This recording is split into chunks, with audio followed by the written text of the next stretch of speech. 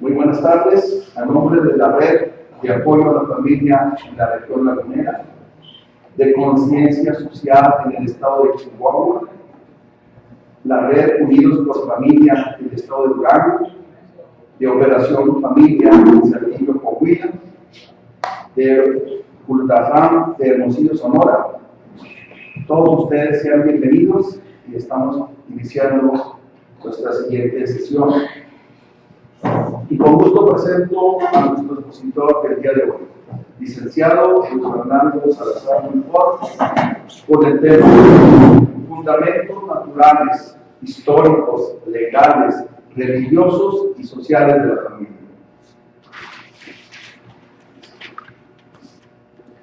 Muy buenas noches. Muy buenas noches. La tarde de hoy, la tarde-noche de hoy, vamos a hacer un repaso sobre, por una parte, los fundamentos naturales, históricos, legales y religiosos, sociales de la familia, y tanto desde el punto de vista de lo que es la familia desde un punto de vista antropológico, como de lo que debe de ser. El objetivo general de la conferencia es sustentar a la familia como célula básica de la sociedad civilizada en el pasado, presente y futuro, y hacer un repaso del desarrollo de la familia en los ámbitos social, religioso y legal. Los objetivos específicos son repasar la evolución de la familia en la historia de las civilizaciones, y el segundo punto es sumamente importante: explorar el ser y el deber ser de la familia. Como todos lo sabemos, como cosa evidente, la civilización existe como desarrollo precisamente porque el ser humano, considerado en lo individual y en lo social, es un ser en potencia y en acto. Es decir, tiene una forma, una identidad, pero al mismo tiempo está proyectado para ser conforme a un determinado ideal, como a un determinado factor de esperanza que el mismo hombre y la sociedad humana se trazan como artífices, como arquitectos de su propio destino. Es decir, a diferencia de otros seres, una piedra, una planta, en que no tienen la capacidad de proyectar su propio futuro, el hombre y la sociedad humana sí lo tienen. Y ese futuro que desean proyectar lo tienen conforme a un ideal, conforme a una esperanza. Eso es lo que distingue, entre otras cosas, al hombre de los demás seres.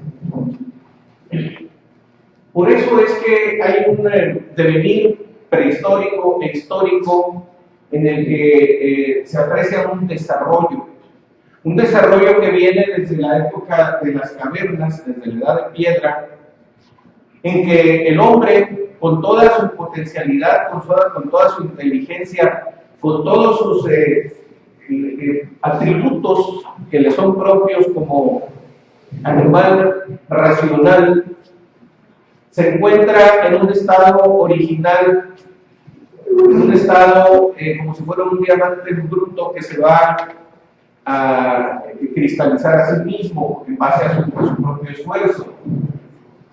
En un principio, las sociedades humanas son sociedades nómadas. No tienen asiento en un solo territorio, sino que como la fuente de su subsistencia es la cacería, la recolección de frutos que se dan naturalmente en el campo, pues hace que las comunidades humanas sean transhumantes, sean nómadas, van de un lugar a otro, y conforme se van produciendo las estaciones, el frío y el calor, van encontrando lugares en donde pasar el tiempo, en donde procurar su sustento, en donde buscar su abrigo. Y de esa manera, pues estamos hablando de una sociedad primitiva, en la que el hombre subsiste gracias precisamente a que vive en comunidad. Más adelante vamos a ver cómo la definición clásica de ser humano que hace Aristóteles, diciendo es un animal social, un animal político, un animal racional, pues deriva precisamente de la imposibilidad que tiene el hombre de vivir por sí solo, de desarrollarse desde su nacimiento por sí solo. Tiene que vivir en familia, tiene que vivir en comunidad.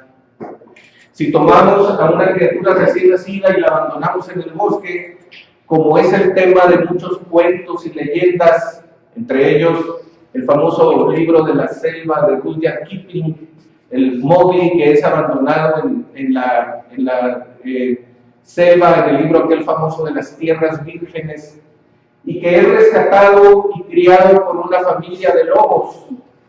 Eso no pasa de ser un planteamiento de literatura. No es posible que el hombre subsista por sí mismo si no tiene el abrigo de la familia.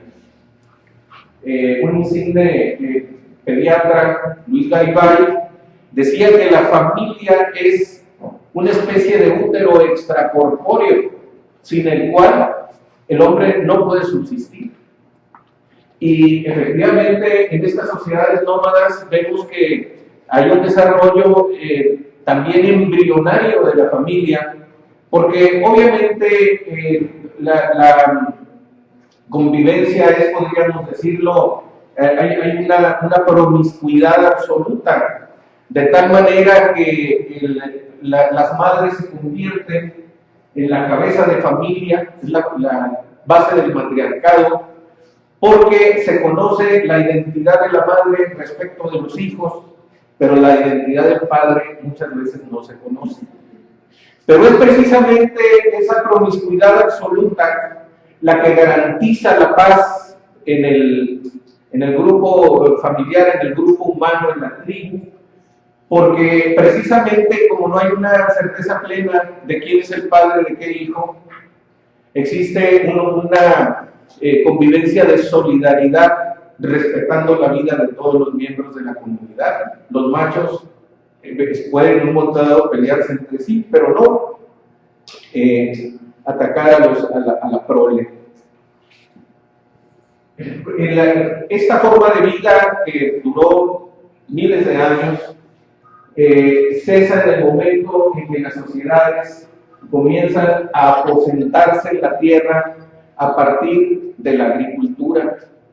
A partir de que el hombre comienza a roturar la tierra, a romper la tierra para, en un momento dado, producir sus alimentos, advertimos que se crean las sociedades sedentarias. Generalmente se aposentan a la orilla de los ríos o en los lugares en donde tienen provisión de agua, de suerte tal que esté garantizado el flujo de la misma y puedan los seres humanos aposentarse. Ahí es cuando surge la civilización, y precisamente con el desarrollo del lenguaje comienzan a crearse las primeras expresiones precursoras de la escritura. Recordemos aquellas inscripciones en la cueva de Altamira, en España, que precisamente tienen imágenes de las primeras actividades económicas de la comunidad humana, centradas básicamente en la cacería. Y esas expresiones gráficas en donde el hombre relata su vida familiar, es una pintura costumbrista, esa pintura rupestre, y señala las formas de vida que existían en aquel entonces, y de alguna manera embrionaria comienzan a ser formas de escritura. Después vendrán las escrituras en jeroglíficos, en figuras, y en un desarrollo posterior, la escritura a base de signos, de letras, como la conocemos en la actualidad. Quisiera que pasáramos al siguiente apartado, de cómo la historia inicia a partir de la escritura. El fundador, que se reconoce como tal de la historia de Heródoto, precisamente comienza a hacer sus primeras exposiciones históricas cuando se disponía de una escritura como la conocemos actualmente. Hay un periodo largo que se llama protohistórico, en donde, pues, lo que quiero decir es que la escritura no surge por generación espontánea, sino que es todo un proceso hasta llegar a la historia. Y antes, la historia de la humanidad se contenía, además de los caracteres gráficos en jeroglíficos, en la tradición oral. Y la tradición oral solamente es posible precisamente en sociedad, porque si no hubiera la posibilidad de que los padres transmitieran a los hijos la historia precedente o los antecedentes de sus orígenes, pues no hubiera habido que recoger al momento en que surge la escritura y comienzan a rescatarse una serie de relatos antiquísimos, ancestrales, y hasta llegar a lo que es la Biblia como primera enciclopedia de la humanidad que conocemos, que subsiste. No quiere decir que no haya habido otras, tiene que haber habido una escritura cuneiforme, en tablas de barro o en papiros, tiene que haber habido algunas otras formas de escritura primigenia, pero por la clase de los materiales en que se contenía, pues ha sido difícil que se conserve. Algunos han sido rescatados recientemente por la arqueología, pero la Biblia nos ofrece esa primera enciclopedia que es importante visualizarla como tal, porque independientemente de que es una obra que pues muchos millones de seres humanos la consideramos inspirada por la divinidad, inspirada por Dios, aún para aquellos que no crean, pues sí constituye un elemento cultural ineludible para conocer la época, para conocer los orígenes de la humanidad, tal y como fueron percibidos por aquellos hombres que escribieron los 73 libros de la Biblia. O sea, no es un libro, son 73 libros escritos a lo largo de 3 o 4 mil años. Y en ese sentido, pues encontramos que es la memoria de la humanidad de alguna manera. Un receptáculo en el que se obtiene, y resulta de manera especialmente importante para nuestro estudio, porque ahí surge ya la aparición de la sociedad patriarcal. La sociedad patriarcal que se genera precisamente cuando se dejan atrás las formas de promiscuidad absoluta y comienza a integrarse la familia de una manera más definida en su identidad. Es cuando se concibe la existencia pues de la pareja como piedra fundamental de la familia, y en forma coincidente aparece la filosofía griega. Vamos a hablar de 500 años antes de nuestra era, antes de Cristo, y que de alguna manera se conjuga, se mezcla con la Biblia como primera gran enciclopedia, ya que ustedes recordarán que en el año 300 antes de Cristo se generó un esfuerzo académico muy importante entre sabios hebreos, entre sabios judíos, asistidos por otro grupo de sabios griegos. Eran 72 y 72, ¿verdad? Que hicieron una traducción de la Biblia al griego. Esto es muy importante porque en esta época hay una fusión cultural sin precedentes, de tal manera que comienza a hacer la tradición bíblica y la filosofía humana a mezclarse en la mezcla interesante e imprescindible que hay entre lo que es la fe y lo que es la razón. En este tiempo surge la filosofía, la filosofía griega tiene un gran paso con los filósofos socráticos en adelante. Y entre ellos aparece pues el hombre, la definición del hombre de Aristóteles, que ya les había dicho hace un momento, y también surge el concepto diferenciante entre el ser y el deber ser de una manera muy clara. De una manera muy clara porque el hombre percibe que tiene una identidad que le es propia, pero tiene otra identidad en potencia que tiene que construir. Tiene que construir a base de su propio esfuerzo, tiene que construir para transformarse. Y esa transformación no la hace desprovista de un plan, de un objetivo, de un propósito, porque el hombre alienta ideales y alienta esperanza. Y ese ideal, esa esperanza que configura en su mente el hombre, es precisamente lo que concibe como lo que debe de ser. Hay un ser y un deber ser. Hasta el día de hoy, las normas de conducta jurídicas, por ya referirlo a un tema muy aterrizado, precisamente el objetivo que tienen es el de provocar conductas. Las normas jurídicas, las normas morales, las normas de etiqueta social, las normas de todo tipo, pero en las jurídicas es muy notable porque se llega a un grado de perfección técnica que nos permite comprenderlo claramente. Es decir, por ejemplo, por hablar de una norma de carácter familiar que dice los padres deben dar alimentos a los hijos, o propone una obligación, como obligación jurídica, una cuestión que es de estricta naturaleza.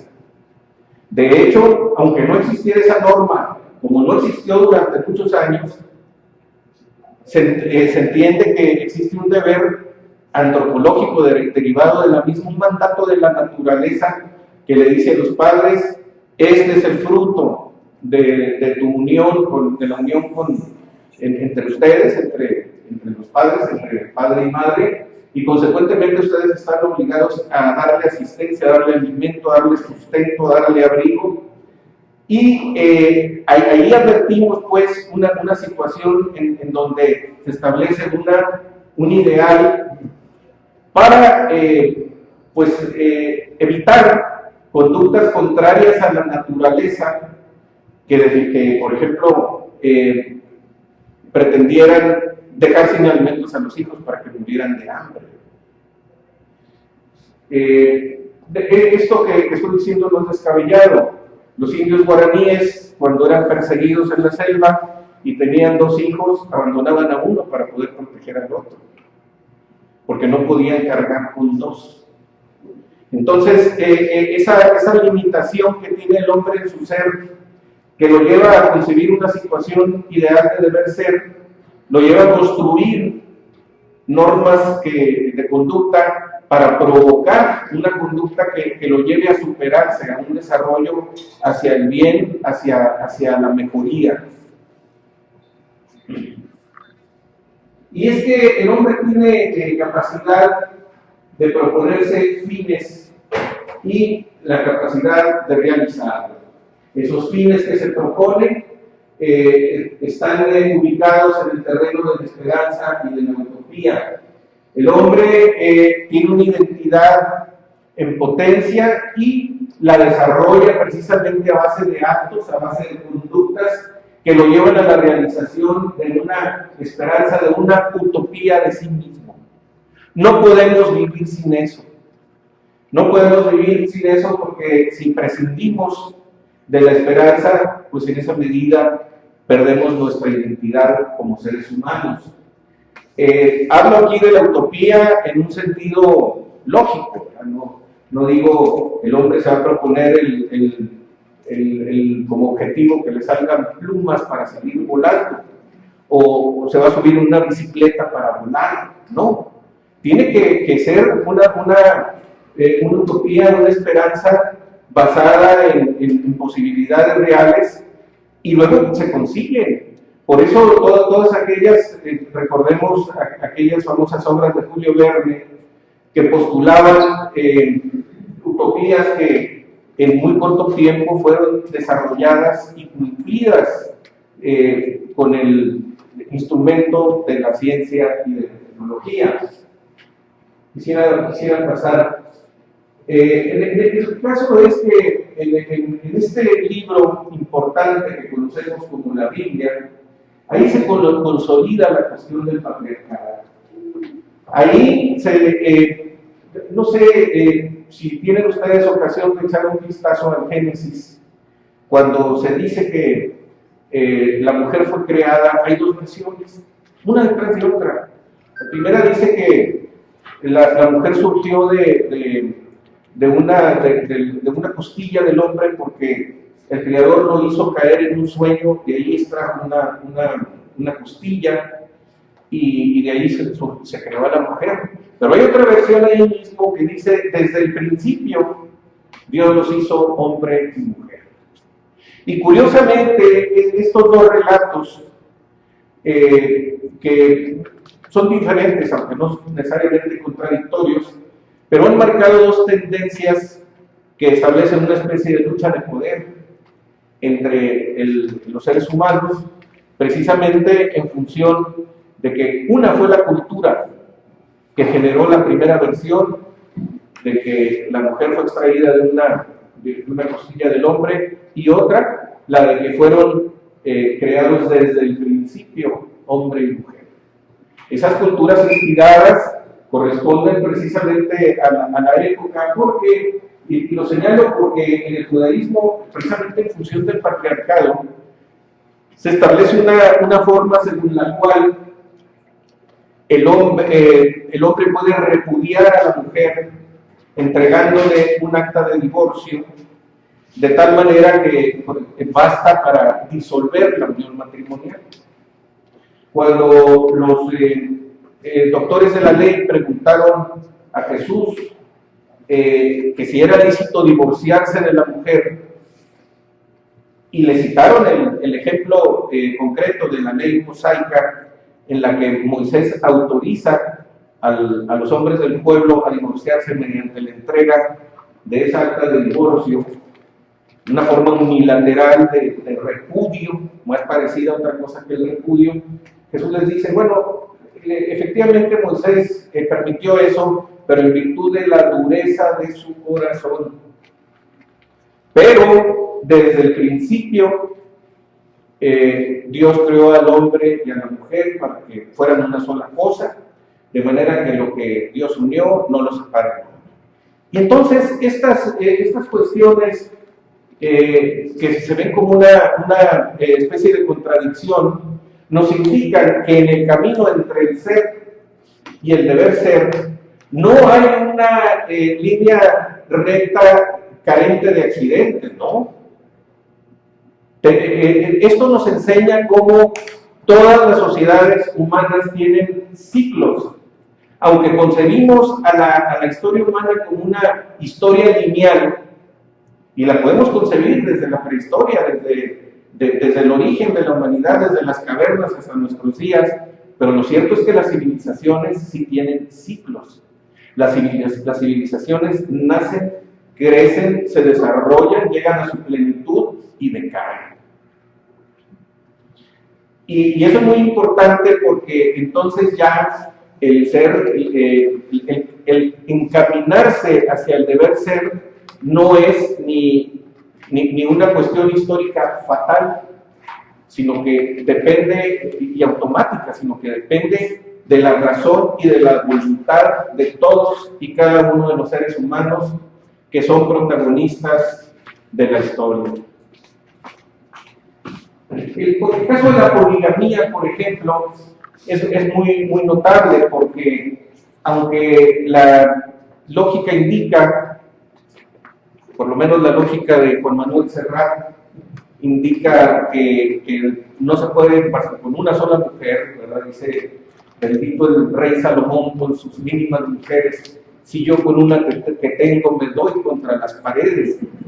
Y es que, aunque todo indica que el proyecto familiar debe ser monogámico, es decir, la unión de un solo hombre con una sola mujer, y así está comprobado a lo largo de determinadas etapas históricas, lo cierto es que la poligamía surge como alternativa de vez en vez. En el caso de los pueblos bíblicos, la poligamía era casi como una forma de garantizar la subsistencia, buscaba tener la prole como garantía de subsistencia.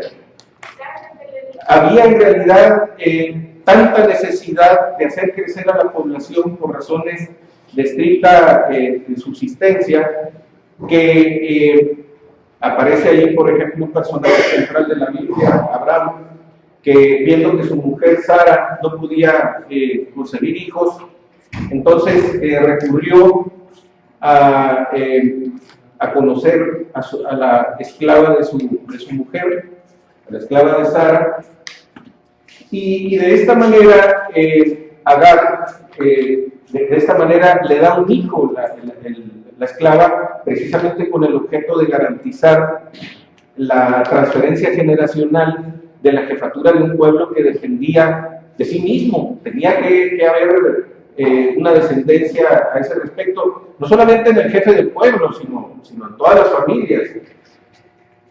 Llegó a desarrollarse un sistema de esposa y concubinas, como bien saben ustedes por referencia de la Biblia, pero siempre existía la aspiración a la familia monogámica, y allí eso es una muestra de esa tensión que existe en la historia de la humanidad entre el ser y el deber ser. Es una verdadera tensión. Siempre tratamos de visualizar nuestras posibilidades, nuestras potencias, nuestras expectativas de llegar a hacer algo, precisamente en función de la esperanza y la utopía, y tenemos una realidad que nos tensiona a degradarnos, a detenernos en ese camino o a desviarnos. Esa es una situación real. Y por eso, aparte de las situaciones morales que eso implica, comienza a desarrollarse el derecho como una forma de ordenamiento de las conductas suprafamiliar, porque los romanos fueron un pueblo conquistador que actuaba como esponja, es decir, adquiría de las culturas que iba conquistando determinados elementos que le servían para fortalecer su vida pública, y por eso llevó el derecho a las cotas más altas de la historia, por lo menos hasta ahora. El derecho romano fue capaz de separar las normas de conducta estrictamente morales de las jurídicas a las que concibió como una forma de aplicarlas en forma coercitiva por medio de la fuerza. Entonces los romanos, el Imperio Romano, el famoso sistema de la Pax Romana, está fundada precisamente en la creación de normas jurídicas que puedan en un momento dado aplicarse obligatoriamente a todos los pueblos. Pero como los romanos eran inteligentes, sabían que no todos los pueblos tenían las mismas características, las mismas condiciones, y entonces tenían un derecho de Roma, un derecho del imperio y un derecho de los pueblos que tenían conquistados. Ese derecho de los pueblos se llama derecho de gentes, y lo hacía precisamente para respetar las tradiciones culturales, religiosas, familiares de los pueblos conquistados. Tenía perfectamente claro, y esta contribución es doble. Primero, porque el derecho romano tiene una pretensión de ser aplicado, de imponerse sobre todos los pueblos que estaban involucrados en el imperio, estaban conquistados. Pero la segunda pretensión es dando un espacio de libertad y de respeto a cada una de las identidades de los pueblos. De ahí es el derecho de gentes. Y había dentro de toda aquella comunidad humana que abarcó pues, toda Europa, Asia Menor, todo el norte de África, etcétera, etcétera, un imperio muy largo que duró prácticamente hasta el año 1453 y establecieron las bases pues, de la civilización de una manera fincada totalmente en la familia. Hay un libro que yo les recomiendo, que es un libro que obligadamente estudian los estudiantes de Derecho, se llama La Ciudad Antigua, y precisamente trata de las normas que dieron origen al derecho romano a partir de la familia. Cuando ustedes escuchan la palabra hogar, deben saber que el hogar es sinónimo de fuego. El hogar en los romanos tenía por objeto calentar la vivienda, mantener la temperatura en la vivienda. Tenía por objeto preparar los alimentos y cocinar. Y tenía por objeto rendir el culto a los dioses de la familia. Entonces, sobre semejante base, es fácil comprender que la familia en el derecho romano es la base de todo. Es escuela. Bueno, en primer lugar es el medio para perpetuar la especie mediante la procreación, pero también es escuela, es taller, es el lugar donde se trabaja en el campo, es el lugar en donde se rinde culto a los dioses, es el lugar en el que se generan los valores patrios. La familia romana tiene ese sentido de civilización y ahí comienza a establecerse la idea de un matrimonio indisoluble.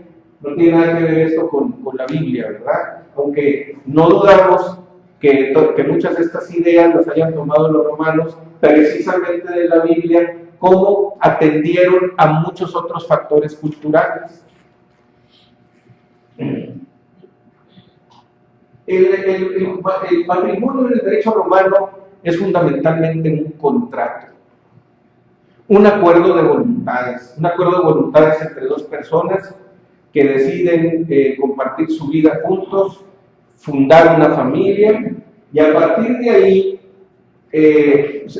como ocurre con todo contrato, se generan derechos y obligaciones. Fíjense ustedes cómo desde un punto de vista de ley natural, eso ya existía desde la edad de piedra. No más que ahora, en lugar de ir a hacer la corte a una mujer, a enamorarla, etc., pues le daban con un palo en la cabeza y la arrastraban a la cueva. Pero entonces el concepto de civilización se va depurando a tal grado que ya cuando se genera esa convivencia, decimos, no, es que a veces despreciamos la noción del matrimonio como contrato, pero es que las obligaciones existen. Las obligaciones recíprocas que se generan entre los esposos, pues son la base de la convivencia humana. No es ningún tesoro admitir eso. Yo escucho a veces que dicen, no, es que ese matrimonio es por conveniencia. Bueno, pues yo quisiera saber si alguien se va a casar por inconveniente. Sería una locura. O sea, claro que es por conveniencia, siempre, o debe serlo, porque precisamente lo que se busca es el crecimiento de las personas y la procreación la perpetuación de la especie, la procreación. En ese sentido, cuando viene la prole, que es una riqueza para los romanos, es una riqueza y debe serlo para todos nosotros. Cuando viene la prole, obviamente se generan en automático obligaciones entre padres e hijos. En automático, ¿por qué? Pues porque los padres tienen que mantener a los hijos y los hijos tienen que responder mediante el cumplimiento de una serie de deberes para con ellos mismos y para con la familia, que ahora como que están borrados, porque hacemos mucho hincapié en los derechos humanos, pero no en los deberes, no en el sentido de deber que existe. Y un pueblo que no tiene el sentido de deber, la forma en que la obligación constriñe a la persona para que realice una determinada conducta en beneficio propio de la comunidad, pues es un pueblo que está condenado a la incivilidad. Está condenado. Se dieron cuenta los romanos que la condición del matrimonio indisoluble era importante precisamente porque es lo que le da estabilidad a la relación. Los fines del matrimonio están proyectados de tal manera a lo largo de la historia que no alcanza la vida de una persona para cumplirlos. No quiere decir que no haya existido el divorcio en el derecho romano, pero básicamente la intención era la perpetuación del vínculo. Aquí el matrimonio genera dos clases de parentesco en el derecho romano, por cognación y por agnación. Ese parentesco que se genera en el derecho romano es de dos clases diferentes. Uno tiene relación con la sangre, es decir, pertenecemos a una familia, los hijos de unos mismos padres, pero los romanos también concebían que pertenecían a la familia aún aquellos que no fueran de la misma sangre. Había un parentesco por agnación. Ah, caray, ¿y eso cómo? Pues sí, es que como se concibe a la familia como un núcleo central de la sociedad, en el que lo mismo se rinde culto a los dioses, que es una escuela, que es un taller, que es una explotación agrícola, etcétera, etcétera, pues requiere de colaboradores. Y entonces se invita por diversos modos, ¿verdad? Se invita a integrarse en la familia a una serie de gente que no son parientes consanguíneos, y de esta manera, digo, dependiendo del desarrollo que tuviera cada familia, si es una familia artesanal que fabrica utensilios, bueno, pues comienza a contratar gente y se vuelven parte de la familia. Cuando hablamos de que tenemos nosotros en nuestra casa un criado o una criada, también el abuso del idioma ha hecho que parezca un insulto eso, pero no, está criado.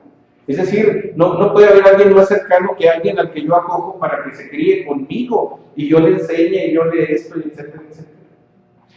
Y claro, dirán ustedes, bueno, pero eso no era gratis porque los ponían a trabajar. Estoy de acuerdo. Nomás que eso forma parte de un sentido de solidaridad humana y de colaboración en las formas de subsistencia. Tan es así que en el derecho romano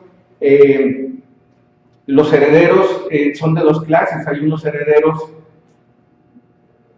lisos y llanos y hay otros que son sui herederes o herederes sui, que son herederos de lo que es suyo. ¿Por qué? Porque contribuyeron con su trabajo.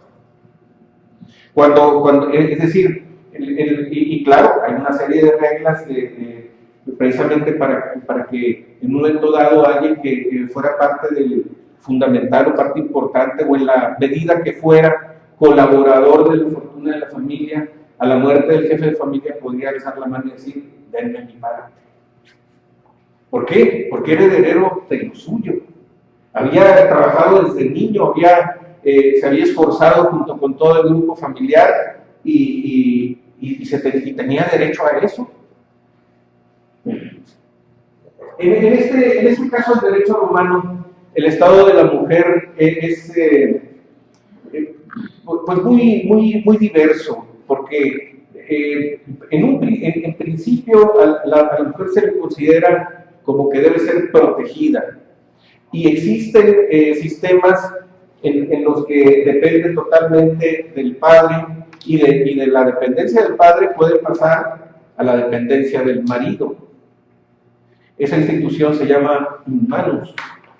¿Por qué? Porque la mujer de joven, de niña y de joven va de la mano del padre y se le entrega al marido de la mano, por eso se pide la mano.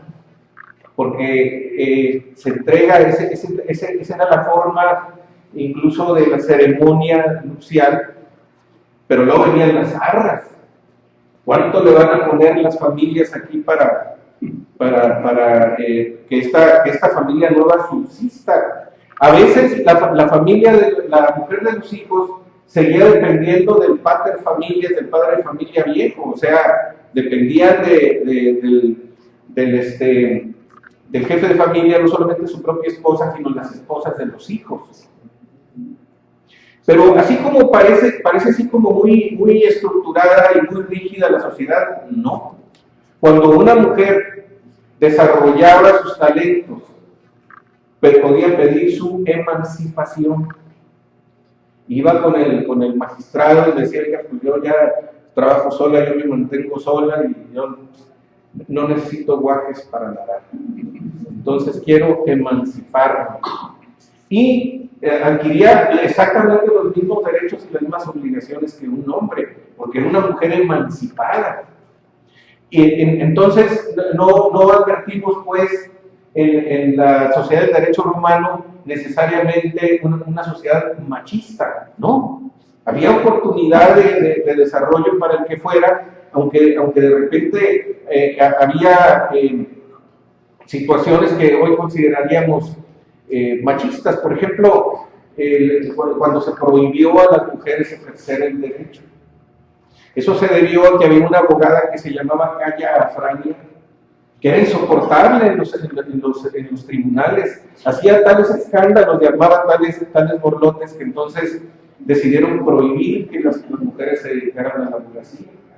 Pero esto fue una temporada X y no todo el imperio, es decir, era un derecho muy vivo, muy dinámico, en el que se daba oportunidad pues para todas las formas de deber ser que se quisieran, porque precisamente se trataba de explorar las potencialidades del hombre y de la mujer en su vida en sociedad al máximo, que se desarrollaran. Y por eso decimos que el estado de la mujer era, pues, sería también exagerado decir que era exactamente igual a la situación del hombre.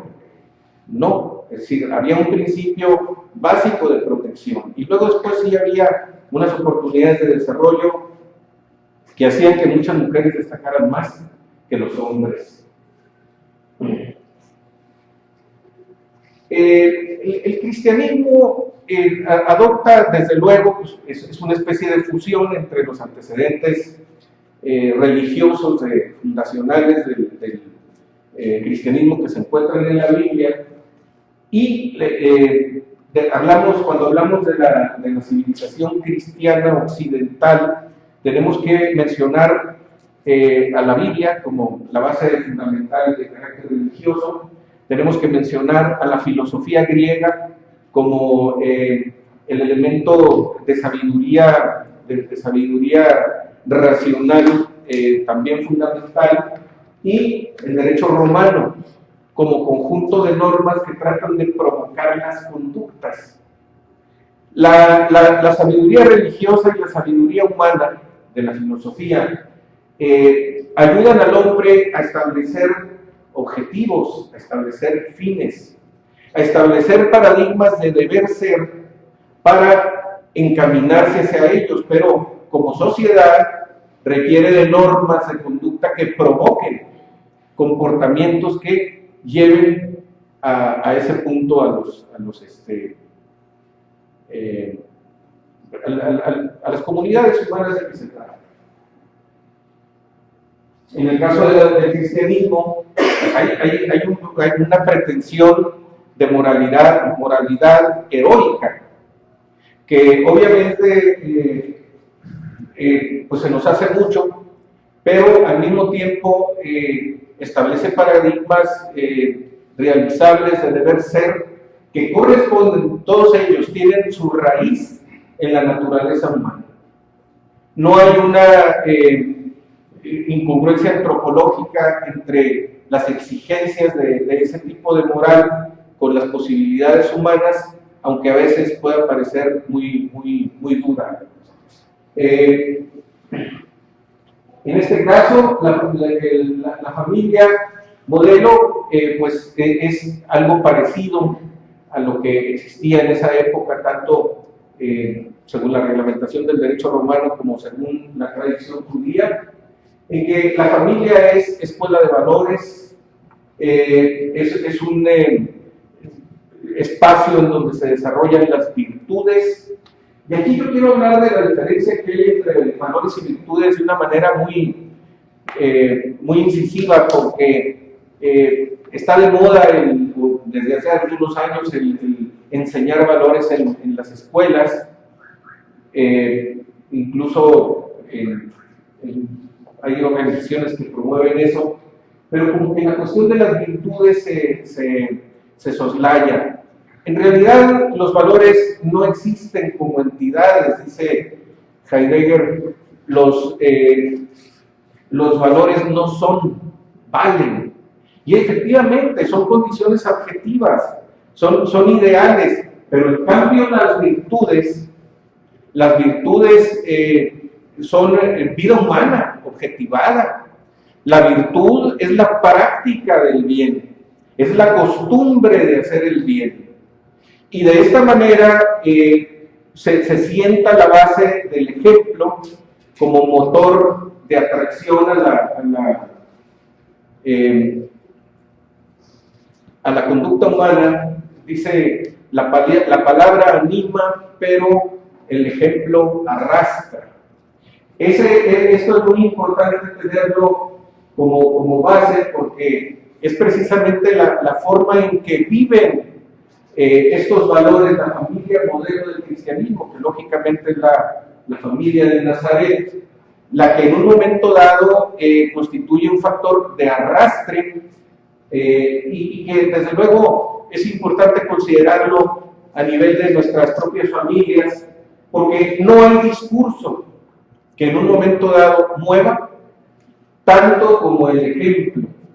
Y ese ejemplo debe estar pues sentado en las virtudes, en la práctica cotidiana del bien, de las buenas costumbres. El cristianismo, ya sobre la base de la enseñanza que comentamos hace un momento, en donde Jesús les dice a los doctores de la ley, Moisés les permitió eso en virtud de la dureza de su corazón, pero pues el matrimonio es indisoluble. Y la razón fundamental es esa, ¿verdad? El matrimonio se concibe como unión de un solo hombre con una sola mujer para toda la vida, porque es la única posibilidad de atenderse mutuamente los participantes, porque es un proyecto de vida. Aquí yo quiero hacer referencia de nueva cuenta a la manera recurrente en que aparece la poligamía. Me voy a referir a dos casos, el caso del Islam y el caso de los mormones. Es decir, de repente aparece una corriente religiosa en Estados Unidos en el siglo XIX, en donde se renueva la propuesta de la poligamía. Obviamente, con algunas reglas que a mí me parece interesante considerar. En ambas formas de civilización, en el caso de los mormones y en el caso del Islam, dicen, el hombre puede tener tantas cosas como pueda mantener, siempre y cuando a todas las mantenga en igualdad de circunstancias. Digo, es una cosa verdaderamente dificilísima. Porque no es cierto, si no atendemos a una, pues no vamos a atender a ocho. Y luego, es decir, aún desde el punto de vista económico, porque vamos a suponer a alguien que se sacó la lotería y quiere tener muchas familias. Es decir, la razón por la cual estas civilizaciones dicen es que todas tienen que estar iguales es para que no se genere una situación de celo, de envidia que pueda desembocar en odio. Por razones naturales, es decir, la realidad es que sí estamos en una situación muy curiosa, porque desde el punto de vista antropológico, el hombre ha estado descubriendo a lo largo de los últimos 4000 años quién es. Y conforme a ese descubrimiento, trata de establecer sus paradigmas, sus ideales, sus utopías, y luego de ajustar a la consecución de esos ideales sus acciones, sus conductas. En el cristianismo, pues, en principio se dice que el matrimonio es indisoluble. Hay causas de separación. En este caso, tenemos que considerar que esto como casos de excepción. Y si bien es cierto, es decir, así hay que considerarlos como tales, punto. No es ninguna ofensa considerarlos como casos excepcionales porque a condición de que no estigmaticemos a las personas que se separan. Hay la cuestión de la nulidad del matrimonio, que es una realidad jurídica en que muchas veces, y no solamente desde el punto de vista del matrimonio eclesiástico, sino de cualquier matrimonio, puede haber una nulidad, porque como la cuestión del matrimonio es un acuerdo de voluntades, si está viciada esa voluntad, entonces el matrimonio no es válido, no existe, no tiene existencia jurídica. Les voy a poner un ejemplo. Existe entre nuestra gente, sobre todo en los pueblos, en los ranchos, la costumbre de que, por ejemplo, se va una pareja de jóvenes, se van, dice se la llevó el muchacho, a veces más bien la que se lleva es la muchacha, ¿verdad? Pero se llevaron, creo que sería lo correcto, se llevaron. Pero luego regresa la pareja y la mujer es depositada en su casa. No sé si hayan ustedes conocido esa práctica. Y muchas veces dicen las personas, no, pues eso qué sentido tiene. No, tiene muchísimo sentido, porque es una forma de asegurar que al final de cuentas la mujer vaya a decidir si se va en definitiva con ese hombre, pero ya al abrigo de su familia, de tal manera que pueda tomar la decisión en absoluta libertad, porque entonces ya no va a haber la sospecha efectivamente de que se la llevó. Entonces esa forma en la que en muchos sectores de nuestro pueblo se realizan los matrimonios tiene un gran sentido, y tiene sentido precisamente en que se haga esa decisión de manera libre y voluntaria.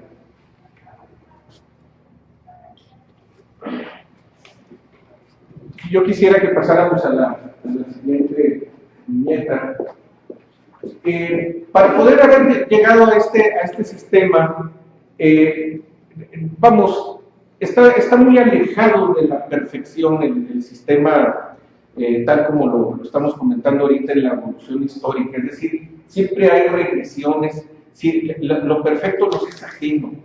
Entonces siempre hay casos de excepción, siempre hay familias desavenidas, siempre hay, es decir, es parte de la historia, pero aquí lo importante es tratar de conservar las reglas generales y conservarlas, y los casos de excepción darle su atención especial.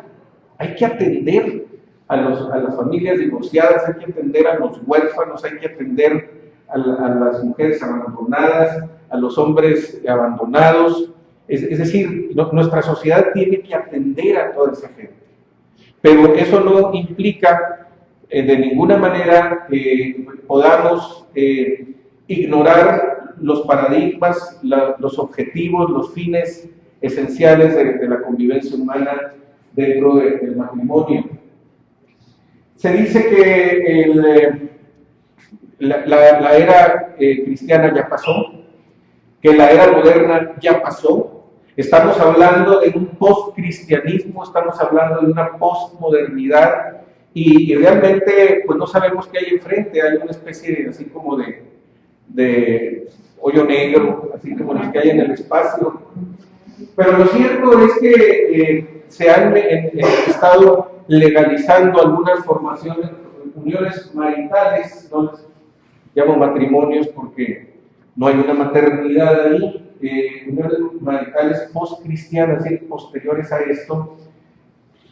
Sabemos que existen programas internacionales de difusión, de apoyo a ese tipo de uniones, que hay presiones sobre los gobiernos para que legislen al respecto, y pues nos toca de alguna manera visualizar a la luz de la historia que hemos repasado y de nuestra propia condición antropológica, ¿verdad? Nuestra identidad como seres humanos, pues si esto tiene sentido o no lo tiene.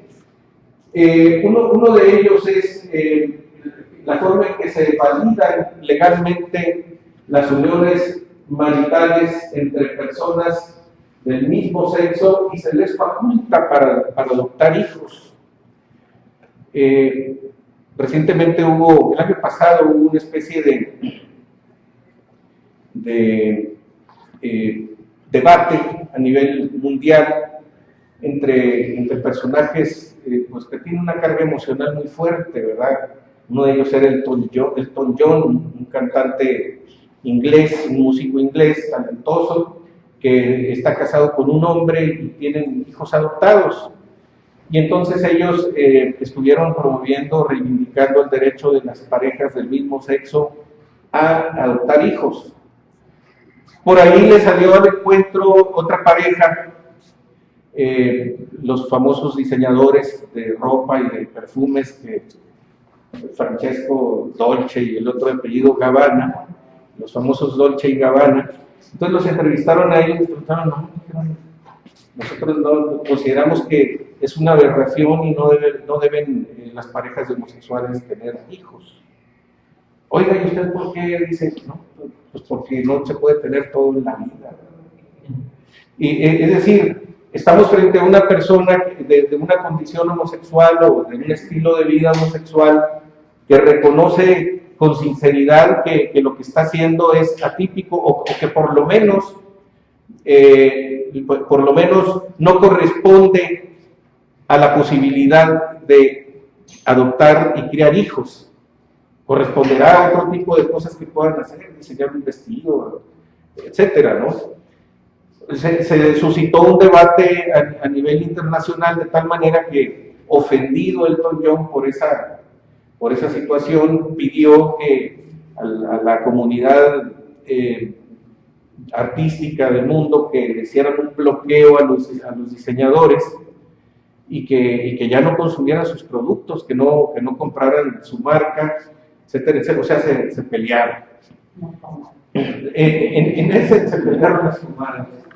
En ese sentido, y luego resulta que este famoso Dolce hace una historia de su familia impresionante. Él es de origen siciliano, los dos son italianos, pero él hace una historia de cómo viene de una familia tradicional a la que venera, y su familia lo respeta y lo quiere, independientemente de cuáles sean sus costumbres, pero y él tiene un profundo respeto hacia esas tradiciones, y luego dice, es decir, reconoce las limitaciones de su estado dentro de una realidad. Nuevamente viene aquí el choque entre el ser y el deber ser. La forma en que por imperfección nuestra se genera esa situación. Aquí, por ejemplo, en México, este tipo de situaciones se han ido dando de una manera impuesta, porque, es decir, son muy pocos estados, entre ellos Coahuila, que han legislado sobre esta posibilidad, pero sin embargo luego los tribunales comienzan a apoyar a ese tipo de legislaciones y a descalificar a las legislaciones que no permiten ese tipo de uniones. Me refiero yo a los tribunales, a la Suprema Corte, etcétera, ¿verdad? Entonces hay una lucha en este momento a ese respecto, una lucha cívica en donde se trata de establecer principios que es necesario sostener. Al hablar uno de los aspectos más negativos, aparte de ese que estoy mencionando en la legislación de Coahuila, es el llamado matrimonio incausado. Perdón, el divorcio incausado, que establece que el matrimonio se puede disolver sin expresión de causa, por el deseo de uno solo de los participantes. Esto, sinceramente, a mí se me hace una monstruosidad, porque ¿cómo es posible que el matrimonio que fue concertado por la voluntad de dos personas se vaya a deshacer por repudio de una sola de esas personas que dicen ya no? Es decir, sería algo tan absurdo como en cualquier otro tipo de contrato. Pues sí te debo, pero ya no te pago. ¿Por qué? Porque se ha generado por virtud del matrimonio una serie de responsabilidades entre las partes, que lo menos que podríamos esperar es que si hay la disolución del matrimonio sea de perdido por una causa grave o por el mutuo acuerdo de los contrayentes, que en un principio dijeron que sí, ahora digan ya llegamos hasta aquí. No quiere decir que dentro de la imperfección humana que eso esté bien, no es lo ideal, no es lo conveniente. Pero si por las razones que fueran no se puede sostener el matrimonio unido, pues por lo menos debe ser por una causa grave. Si no, o sea, bajo este esquema, donde un matrimonio puede disolverse sin expresión de causa, por el deseo de uno solo de los participantes, pues mejor no se casen. Eso no tiene sentido. No tiene ningún sentido, porque es decir, es algo verdaderamente, desde el punto de vista jurídico, es monstruoso, porque entonces ya la noción de deber se pierde, se abandona totalmente, y eso incide sobre un demérito de la civilización. Una novedad que yo creo que es el único lugar de la tierra en el que hay, es que se reconocen derechos alimentarios para concubinos y amantes. Desde el derecho romano, los concubinos tienen derechos entre sí. Es decir, la unión libre entre dos personas, sin pasar por la ceremonia o por el pacto formal del matrimonio, genera derechos, la sola convivencia. Eso tiene sentido.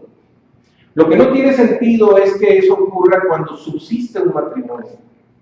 Es decir, dos personas están unidas en matrimonio, pero una de ellas se consigue un amante, entonces las leyes actuales de Coahuila conciben la posibilidad de que ese amante demande el pago de una pensión alimentaria, precisamente como resultado. Ahora, ¿cuál es el límite de eso? Pues no lo hay. ¿Cuántos amantes pueden ser?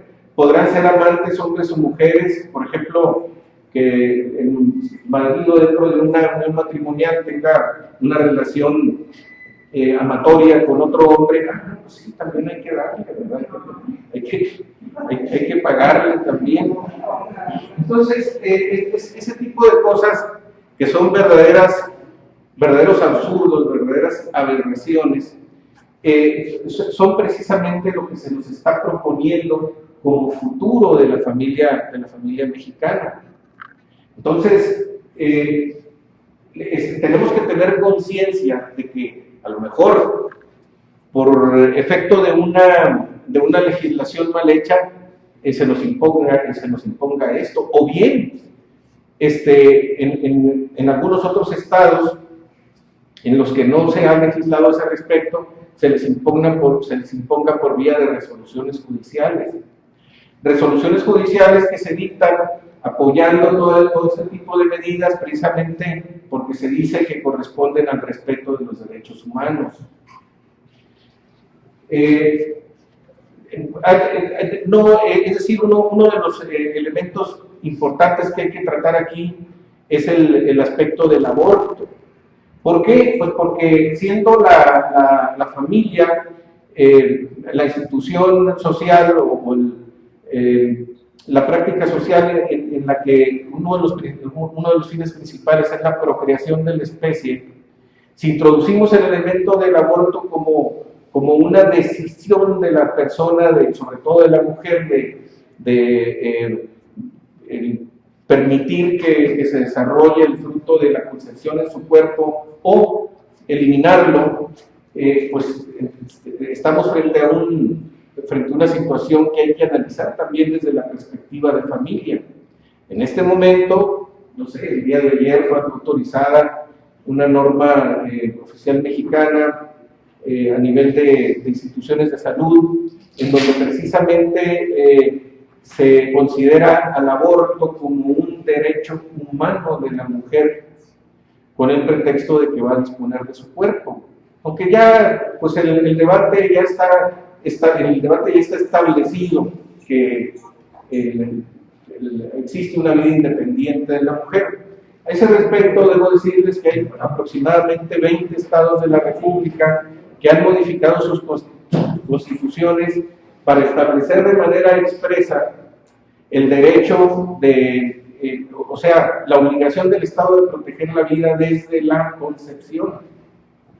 Y existen otros estados en donde no solamente se despenaliza el aborto, que ya a estas alturas es poca cosa, sino que se promueve a nivel institucional desde las instituciones de salud. Luis Garibay,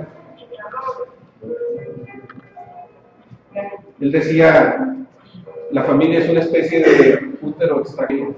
Yo me imagino a la familia o al ser humano un poco como los marsupiales. Los marsupiales nacen, pero están en una bolsita donde se alimentan y están protegidos. Algo así ocurre con los seres humanos en cuanto a nuestra vida en familia.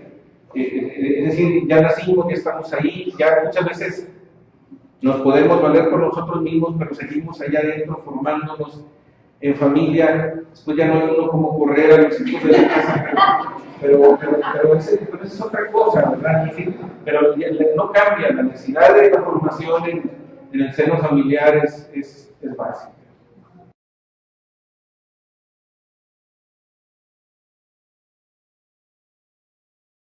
Deriva precisamente de la imposibilidad que tiene el hombre de vivir por sí solo, de desarrollarse desde su nacimiento por sí solo. Tiene que vivir en familia, tiene que vivir en comunidad. Si tomamos a una criatura recién nacida y la abandonamos en el bosque, como es el tema de muchos cuentos y leyendas, entre ellos el famoso libro de la selva de Rudyard Kipling, el Mowgli que es abandonado en la selva, en el libro aquel famoso de las tierras vírgenes, y que es rescatado y criado por una familia de lobos. Eso no pasa de ser un planteamiento de literatura. No es posible que el hombre subsista por sí mismo si no tiene el abrigo de la familia. Un insigne pediatra, Luis Garibay, decía que la familia es una especie de útero extracorpóreo, sin el cual el hombre no puede subsistir. Y efectivamente en estas sociedades nómadas vemos que hay un desarrollo también embrionario de la familia, porque obviamente la convivencia es, podríamos decirlo, hay una promiscuidad absoluta, de tal manera que las madres se convierten en la cabeza de familia, es la base del matriarcado, porque se conoce la identidad de la madre respecto de los hijos, pero la identidad de los ámbitos social, religioso y legal. Los objetivos específicos son repasar la evolución de la familia en la historia de las civilizaciones, y el segundo punto es sumamente importante: explorar el ser y el deber ser de la familia. Como todos lo sabemos, como cosa evidente, la civilización existe como desarrollo precisamente porque el ser humano, considerado en lo individual y en lo social, es un ser en potencia y en acto.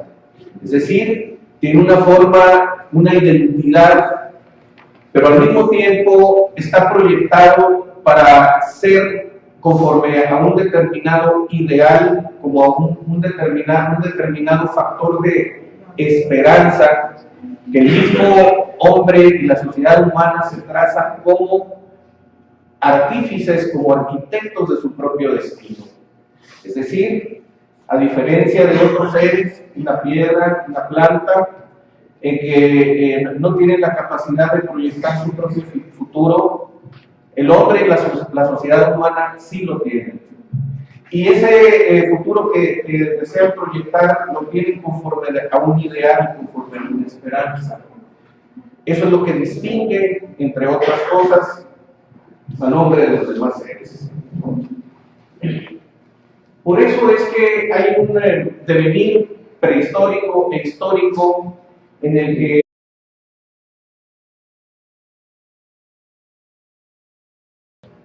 Muy buenas tardes. A nombre de la Red de Apoyo a la Familia en la Región Lagunera, de Conciencia Social en el Estado de Chihuahua, la Red Unidos por Familia en el Estado de Durango, de Operación Familia en Saltillo, Coahuila, de Cultarrán de Hermosillo, Sonora. Todos ustedes sean bienvenidos y estamos iniciando nuestra siguiente sesión. Y con gusto presento a nuestro expositor del día de hoy, licenciado Fernando Salazar Monfort, con el tema Fundamentos naturales, históricos, legales, religiosos y sociales de la familia.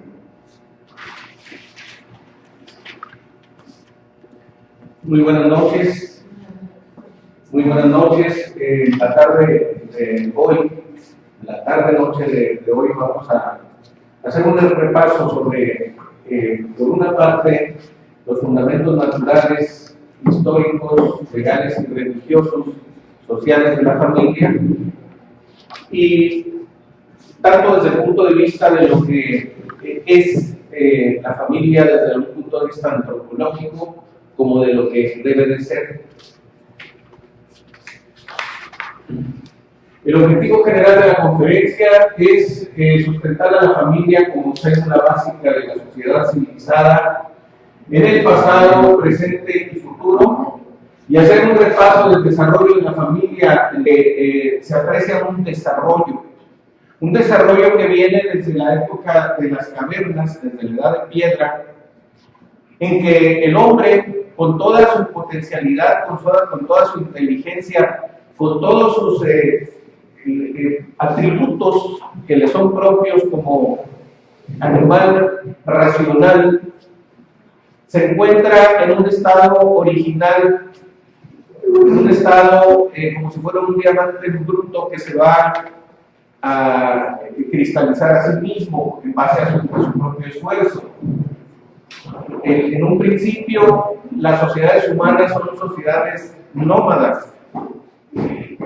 No tienen asiento en un solo territorio, sino que como la fuente de su subsistencia es la cacería, la recolección de frutos que se dan naturalmente en el campo, pues hace que las comunidades humanas sean transhumantes, sean nómadas, van de un lugar a otro, y conforme se van produciendo las estaciones, el frío y el calor, van encontrando lugares en donde pasar el tiempo, en donde procurar su sustento, en donde buscar su abrigo. Y de esa manera, pues estamos hablando de una sociedad primitiva, en la que el hombre subsiste gracias precisamente a que vive en comunidad. Más adelante vamos a ver cómo la definición clásica de ser humano que hace Aristóteles diciendo es un animal social, un animal político, un animal racional, pues el padre muchas veces no se conoce. Pero es precisamente esa promiscuidad absoluta la que garantiza la paz en el grupo familiar, en el grupo humano, en la tribu, porque precisamente como no hay una certeza plena de quién es el padre, de qué hijo, existe una convivencia de solidaridad respetando la vida de todos los miembros de la comunidad. Los machos pueden en un momento dado pelearse entre sí, pero no atacar a la prole. Esta forma de vida que duró miles de años cesa en el momento en que las sociedades comienzan a aposentarse en la tierra a partir de la agricultura. A partir de que el hombre comienza a roturar la tierra, a romper la tierra para, en un momento dado, producir sus alimentos, advertimos que se crean las sociedades sedentarias. Generalmente se aposentan a la orilla de los ríos o en los lugares en donde tienen provisión de agua, de suerte tal que esté garantizado el flujo de la misma y puedan los seres humanos aposentarse. Ahí es cuando surge la civilización, y precisamente con el desarrollo